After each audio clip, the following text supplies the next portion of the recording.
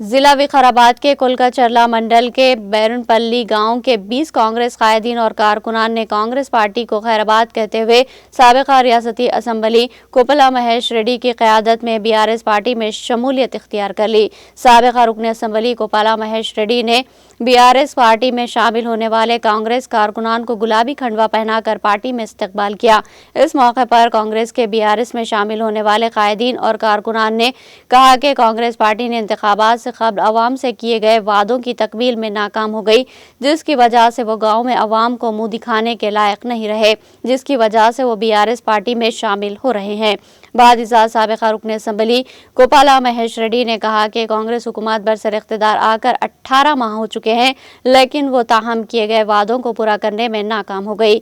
उन्होंने कहा कि बीआरएस पार्टी ने तेलंगाना की तश्कील के लिए सख्त मेहनत की और बहुत सी कुर्बानियों के नतीजे में तेलंगाना को वजूद में लाया और बहुत सी स्कीमात इलाके तेलंगाना के अवाम तक पहुंचाई और अवाम का साथ दिया। उन्होंने कहा कि कांग्रेस पार्टी के कायदीन अवाम को परेशानी में डाल रहे हैं और गैर कानूनी मुकदमात दर्ज करके अवाम को परेशानी में डाल रहे हैं। उन्होंने कहा कि बीआरएस पार्टी अवाम के साथ खड़ी रहेगी।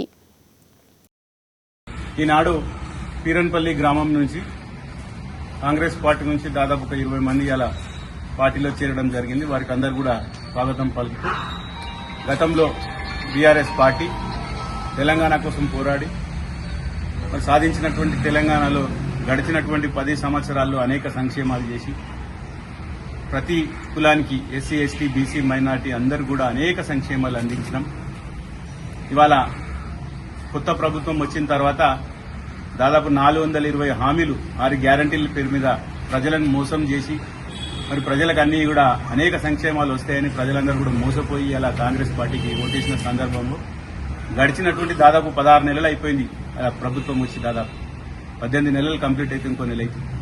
మరి ఈ 18 నెలల నుంచి కూడా ఏ ఒక్క హామీ కూడా నెరవేర్చకుండా కాలయాపన చేసుకుంటూ డైవర్షన్ పాలిటిక్స్ చేసుకుంటూ ఎక్కడ నాయకులు మరి ప్రజల పక్షాన పోరాడుతుండ్రో వారి మీద అక్రమ కేసులు పెట్టడం, జైలుకు పంపించడం, భయభ్రాంతులకు చేయడం, ఇదే రకంగా మరి 18 నెలల నుంచి కూడా కాలయాపన చేస్తుంది అన్ని కూడా ప్రజలు గమనిస్తున్నారు। తప్పకుండా రాబోయే కాలంలో ఖచ్చితంగా బీఆర్ఎస్ పార్టీ మళ్లీ అధికారంలో వస్తుంది కేసీఆర్ గారి నాయకత్వంలో। తప్పకుండా ప్రజల పక్షాన బీఆర్ఎస్ పార్టీ ఖచ్చితంగా పోరాడుతుంది।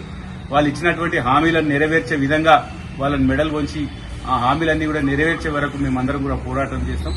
మరి వచ్చినటువంటి వారికి అందరూ కూడా పేరు పేరున స్వాగతం పలుకుతూ తప్పకుండా మనం ప్రజల పక్షాన ఉండాలి, తప్పకుండా పోరాటం చేయాలని మీ అందరూ కూడా విజ్ఞప్తి చేస్తున్నా। జై హింద్, జై తెలంగాణ।